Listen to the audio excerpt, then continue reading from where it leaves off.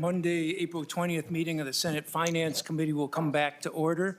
We have two bills on the agenda this afternoon. We're going to start with Senator Pa, Senate File 4075, and I will ask Senate Counsel, Ms. Stengel, to explain what we're planning to do with the bill and how we handled this and the other bill this afternoon.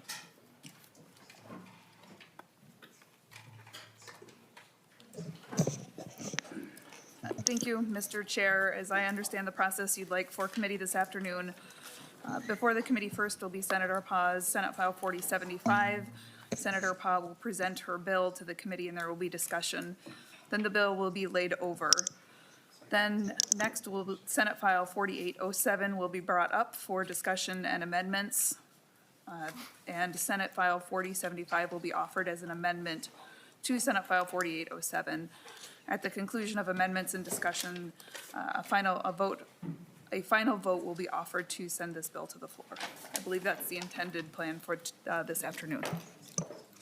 Thank you. Senator Pa, welcome to the Senate Finance Committee. Please go ahead. Thank you, Chair Marty and members, for the opportunity to present my bill, SF 4075. This legislation is before you.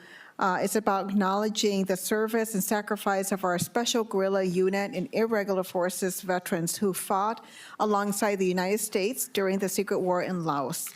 Last year, Senator Herr led this bill in the legislature, and we did take an important step in establishing the SGU Veterans and Irregular Forces Task Force. And that task force did have a chance to meet over the interim. I had the honor of chairing the task force along with Senator Howe, who was part of that task force work as well. Thank you, Senator Howe. Over the course of several months, our members met, heard testimony, reviewed historical information, and engaged in thoughtful discussion. We had a lot of robust discussion about what the process would be in determining eligibility. The recommendations that came out of that process were strongly supported by the task force members and the MDVA commissioner. The bill before you today, members, reflect those recommendations as suggested from the task force and also from suggested changes from legislators as we have been moving this bill through many committees. This will be our fifth committee. Mr. John Kelly from MDVA is actually here, so if we have any questions later, Mr. Kelly can help me out. Before continuing, Chair Marty, with your permission, if you would allow, I would love to take just a moment to recognize our SGU veterans that is in the audience so that you all may know who they are. If I can ask them to stand. Sure.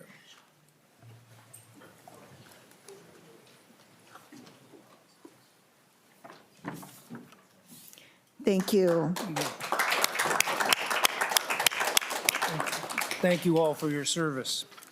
Chair and members, these veterans are the reason why we're here, and they have come out in just as many people in every single hearing we've had here.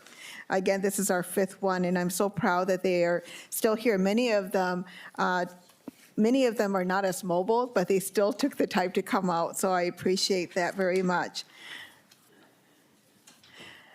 These heroes are the reason why we're discussing this bill, and they have fought historically alongside, heroically, alongside American forces. They carried out missions that require courage, loyalty, and extraordinary sacrifice. Yet for many years, their contributions have not received the recognition that it deserves. And this bill is an important step in making sure that we acknowledge their service. Chair and members, that's it for my testimony, and I ask for your support in passing this bill. Thank you, Senator Pa. Are there, before we lay the bill over to include in the other bill, is there questions from members of the committee? Senator Pratt. Thank you.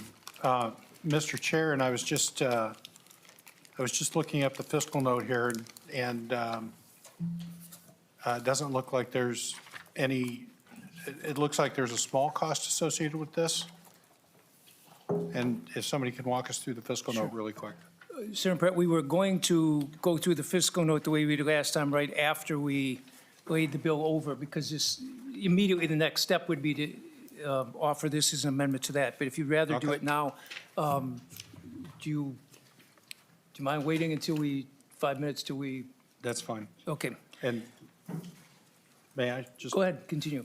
Thank you. Mr. Chair and Senator Palm, I'm just curious, have you considered the Vietnam, Cambodian, and Laotian veterans as well? So this bill does not specify any ethnic group. It says all veterans who served in the secret war in Laos.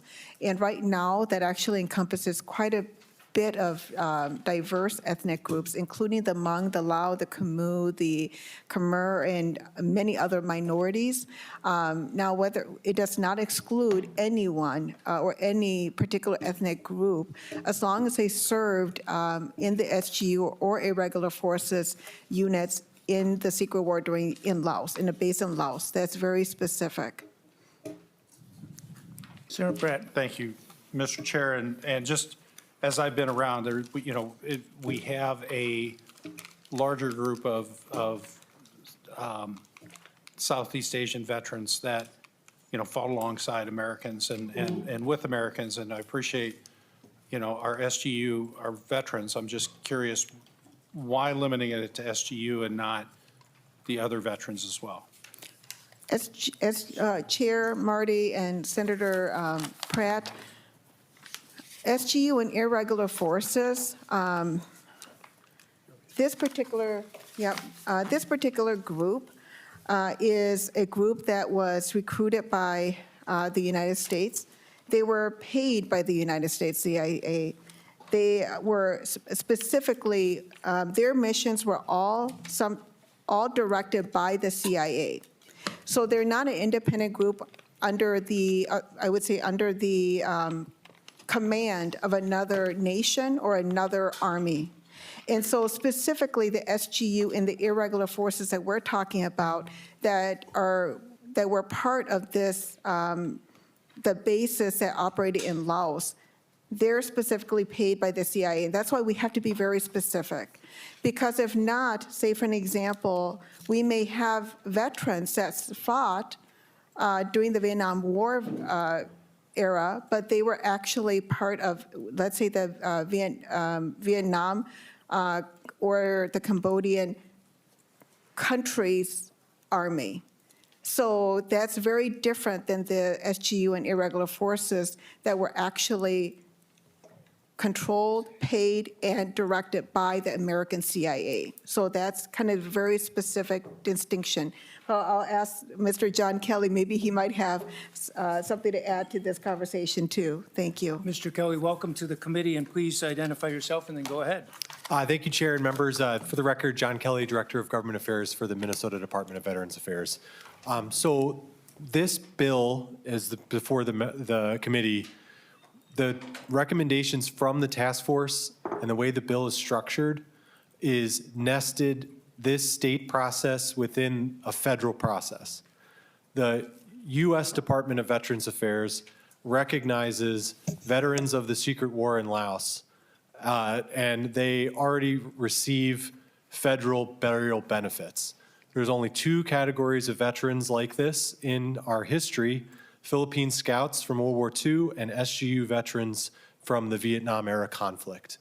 So we heard from the National Cemetery Administration. They came in, they presented to the task force, and they made clear that the specification isn't so much nationality, it is that the veteran has to have served and operated from a base in Laos. So the way that the task force was worded, the way that the law is worded, it talks about special guerrilla units and irregular forces, so that can encompass. So if you were from Cambodia and you were Cambodian and you fought, but you were based in Laos, you would be eligible under this law. If you were Vietnamese and you fought from a base in Laos for whatever reason during the secret war, you were in an irregular force, you would be operating for a base in Laos. If you were in the Thai Royal Army or the Cambodian Army or any other regular force, you would not be eligible to this, not only under this law, but also under the determination of the National Cemetery Administration. So the way this bill is designed is to let the feds do the work for the most part, because these folks behind me are already recognized by the federal VA as veterans, as long as they meet criteria. So our hope is with this bill that they will apply to the federal government, they will receive that eligibility determination, and then we will issue the state eligibility determination. So this is basically a state supplement to a federal process, and that's why we designed it to align with the federal definition and the federal location of service, if that makes sense. Thank you, Mr. Kelly. There further discussion? If not, we're going to lay over this bill for a few minutes and take up Senator Putnam's bill and then include this in. Thank you, Mr. Kelly. Yep. Thank you, Chair. You can hang around, Senator Pop, for a little while, but thank you for the presentation. Senator Putnam, Senate File 4807, Omnibus Veterans Bill.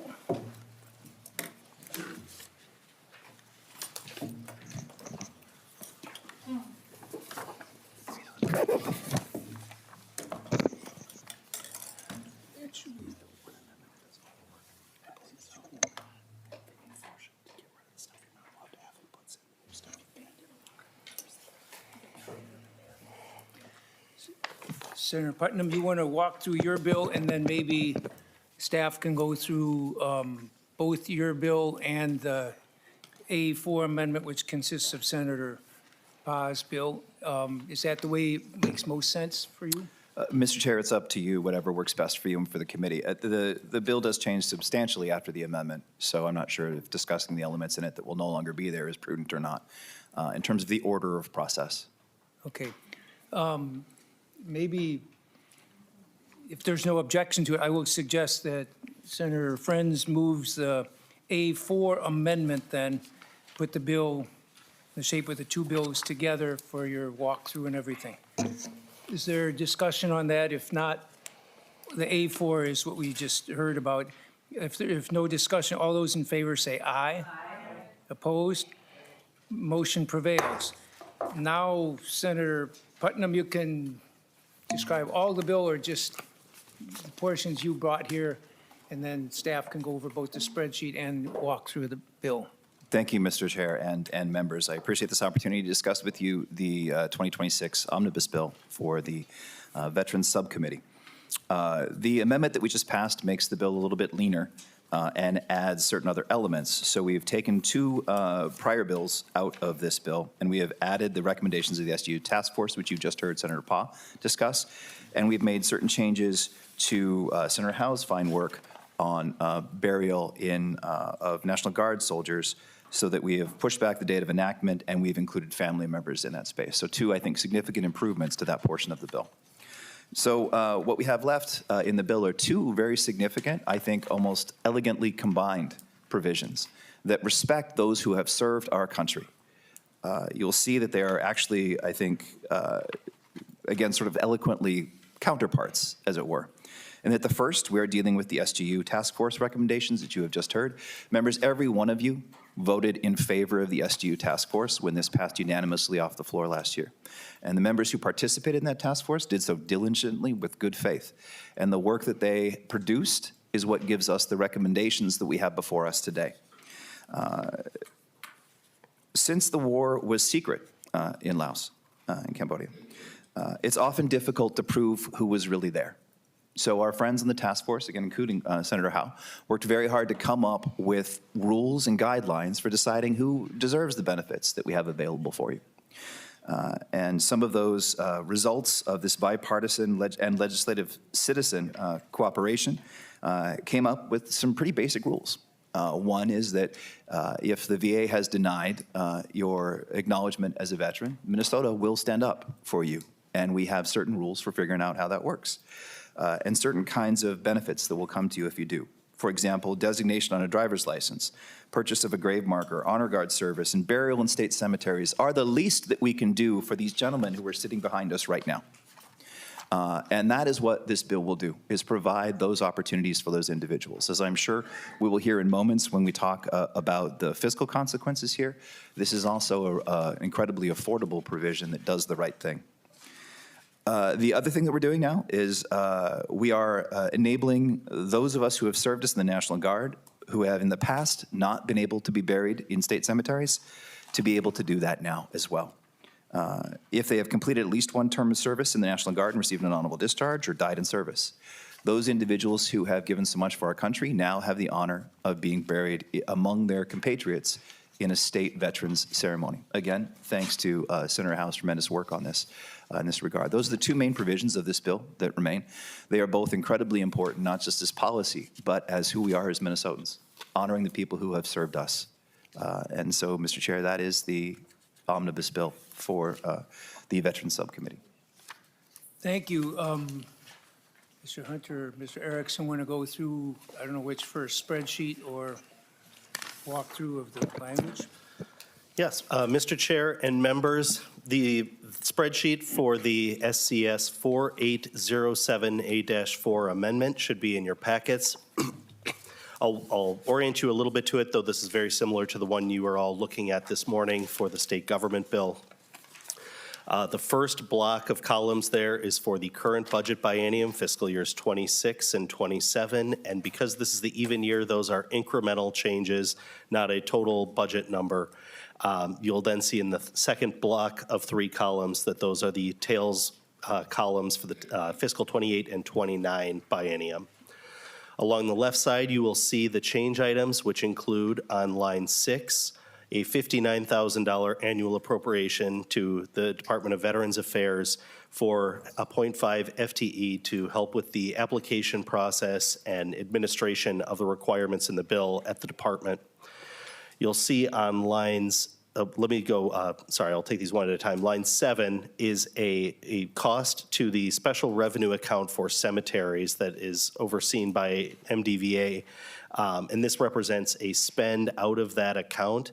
There is a corresponding revenue to that account on line 19, and those are offsetting. So this is budget neutral to the cemeteries account. On line 8, there's another special revenue fund appropriation. This one is from the driver and vehicle services operating account. This is related to some programming and an amendment to a contract that DPS needs to make in order to accommodate the designation of SGU veteran on Minnesota identification cards. On line 9, you will see a similar change to the change on line 7. This is for Senator Howe's bill, Senate File 4172, that modifies burial eligibility for certain National Guard members. And this also has a corresponding revenue, making it budget neutral on line 20, again, to the state veteran cemeteries account. Those are all of the changes in the bill, and you can see on line 31 that the net expenditure change for the general fund spending is $59,000 annually. Mr. Hunter. Thank you, Mr. Chair and members. Senator Putnam went over, in effect, all of the sections of the bill. The committee was provided with a couple summaries, one of the bill as it came to you and one as proposed to be amended by the A4 amendment. So I'll just briefly go over that now.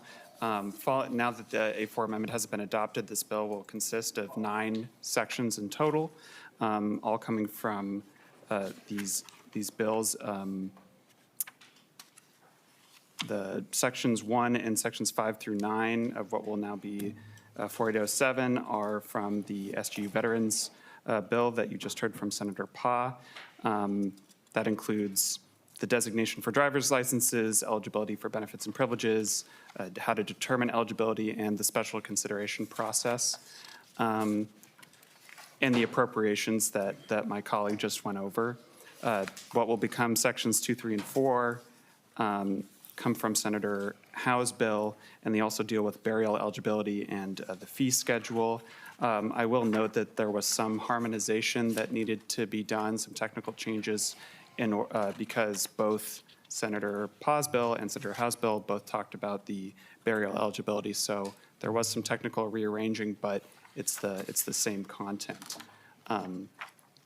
Yes, I believe Senator Putnam really covered everything else, but I'm happy to stand for any particular questions. Questions from members of the committee?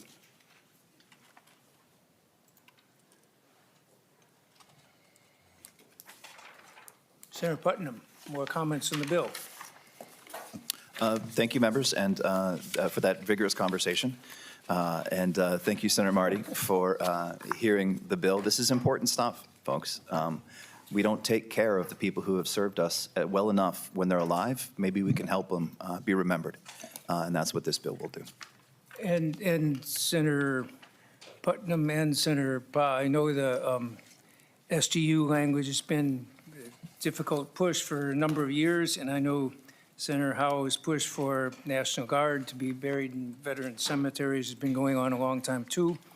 And I think you've got a nice package there. So Senator Pappas on the bill. Thank you, Madam Chair, and Mr. Chairman, sorry, and Senator Putnam. Senator Putnam, the reason why we're quiet is because we think it's such a wonderful package, and we really support all the Special Guerrilla Unit members who are here today and wish you the best, and very happy that this is moving forward. Thank you, Senator Pappas, and Mr. Chair, if I may. These fine gentlemen have been at every committee stop. They have been here to stand up for themselves, their past, their histories, to be recognized repeatedly. And this doesn't happen without the people, and they're the people. Thank you. Senator Howe. Thank you, Mr. Chair, and thank you, Senator Putnam, for the work that we did here to get it done. I usually don't say anything because I don't want to screw this up. I want to get it done. It's been a long road to get here, so I'll end at that. Thank you. Mr. Chair, if I may just one more time, I apologize, but I do want to thank Senator Howe for his consistent work on this. This is something that's been very important to him for a very long time, and I hate to acknowledge your retirement, my friend, but this is a legacy move. And so I'm very glad that we can all come together and get this done for those soldiers and also for Senator Howe. Yeah, I think Guard members appreciate that. Further discussion, if not, Senator Friends moves that Senate file, Senator Friends moves Senate File 4807 as amended be recommended to pass and instruct the staff to make any technical and conforming changes. Is there any discussion on that motion? Senator Pratt. So, Mr. Chair, just to be clear, we are moving the the $393,000 in additional spending and the $371,000 in tail spending to the floor, separate from the omnibus supplemental budget package that you discussed this morning. Yes, Senator Pratt, this is, I mentioned this morning that this is the Veterans Omnibus Policy and Budget Bill, or Budget Bill, and yes, it's going on its own. Senator Pratt. Thank you, Mr. Chair, and I'm just curious as to why we're treating this one different than all the others. Well, I'll give you two reasons. One, I think I've heard from lots of, and I think Senator Putnam and Senator Pa and Senator Howe and others have all been hearing, I think the veterans would like to have a bill separate. And it was a hard-fought push to put this all together, and so we figured this was a reasonable way to put together these provisions and have it go on its own. Senator Pratt. Well, thank you, Mr. Chair, and I agree. I think it should go on its own.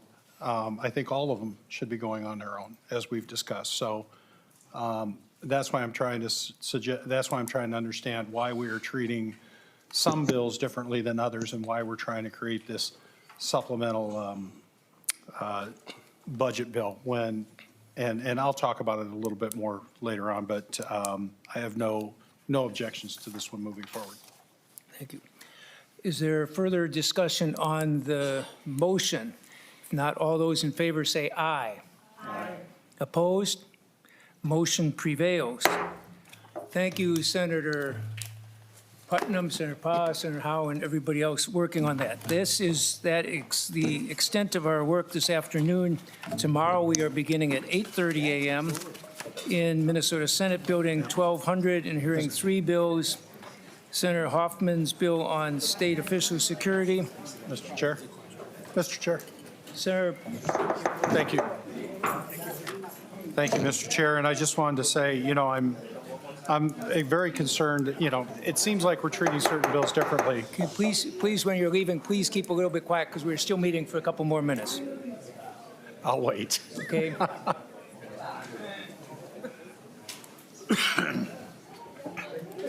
They've earned a right to celebrate a little Yes, they bit. can take their time.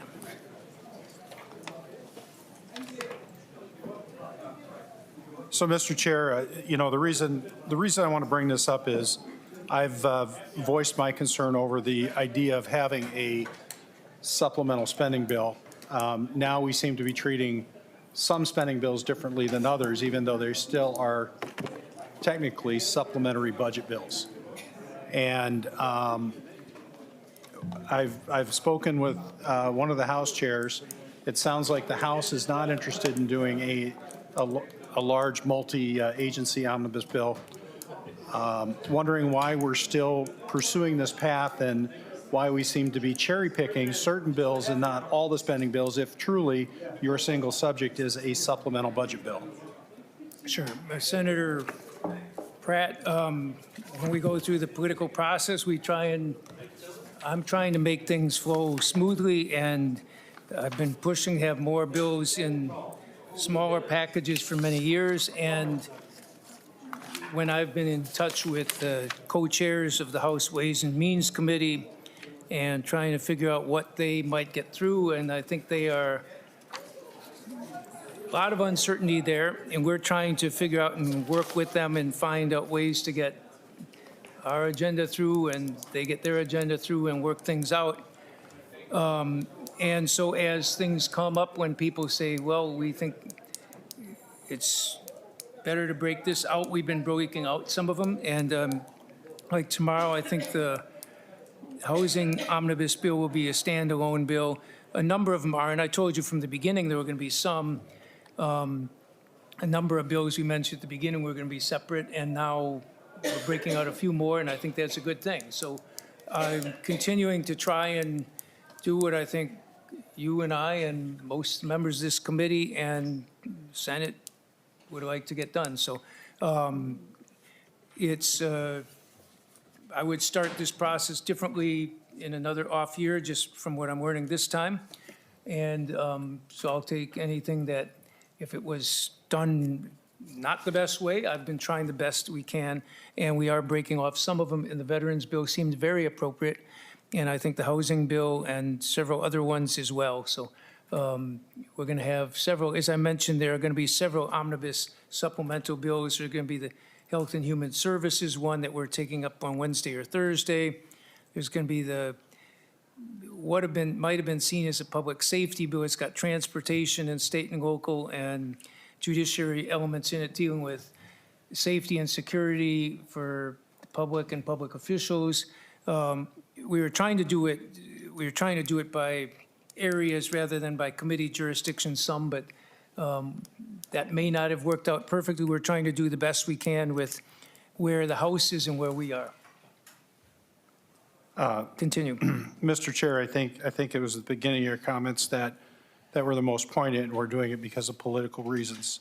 And so I would ask Mr. Nauman, if my calculations are right, we spent an additional 1.9, almost 2 billion in this biennium and 1.7 billion in the next biennium today. Is that about right? And how will that affect the forecast? So, Mr. Chair and Senator Pratt, you and I have talked about this a number of times. We score and count numbers in the legislature relative to the most recent forecast. And my tracking is that this committee has increased overall spending in 26-27 by 44.1 at this point, 40.173 million, and 5.342 in 28 and 29. That's the spending change. The revenues have gone up 40 million and negative 38 in 28 and 29. That 40 million is just the Tyler money that was part of Senator Port's bill that was heard by the committee earlier. So on net, I'm tracking a general fund effect of 4.2 and 5.4. Mr. Chair. Senator Pratt, continue. Thank you, Mr. Chair. So, Mr. Nauman, I'm just looking at the spreadsheet that was handed out today on the A7 amendment, shows net general fund spending of 1.593 billion in this biennium and 1.402 billion. And that's what I'm trying to reconcile to as the new spending, What are you talking about? the A17.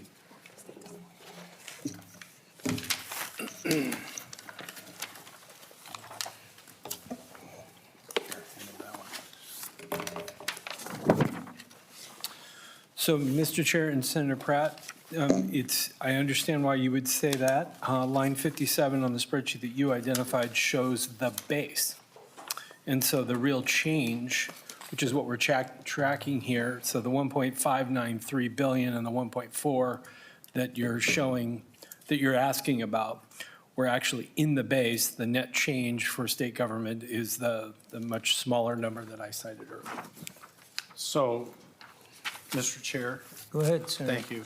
So, Mr. Chair and Mr. Nauman, when we had the A4 in front of us, it was told that those were just net changes. But you're saying some of the changes that were in the A17 earlier today were in the base. Mr. Chair and Senator Pratt, the line that you were showing, that you were describing for state government, most of that was in fact in the base. That's that lower line that you were describing. If you look at the A4 spreadsheet that Mr. Erickson worked through before, conveniently, this is prepared by the same fiscal analyst, so the format's going to be very close, almost identical. Line 40 shows $393.869 million. That's the general fund base for the agencies, Veterans Affairs, I think military, is military in that, Andrew? It is, and 371 million in 28 and 29. However, the net change is that line 31. So you can use that as an analog compared to the state government bill. So $59,000 of general fund change with tails. And in this case, there is no revenue change on line 38, but in the example that we were looking at earlier, there's some small revenue changes. Okay. Does that make sense, Ms. Yes. Senator Pratt? In any case, for tomorrow, we're going to take up Senator Hoffman's security and protective services for state officials, Senator Port's omnibus housing bill, and Senator Hur's environment finance provisions. And we're going to be meeting, as I said, at 8:30 in MSB 1200, and we will, again, then after session tomorrow, we will recess, assuming we're not done. Well, maybe we will be done. I won't assume that. If we are not done, we will reconvene probably over here again after session is done. And with that, there being no further business, we're adjourned, and we'll see you tomorrow at 8:30 a.m.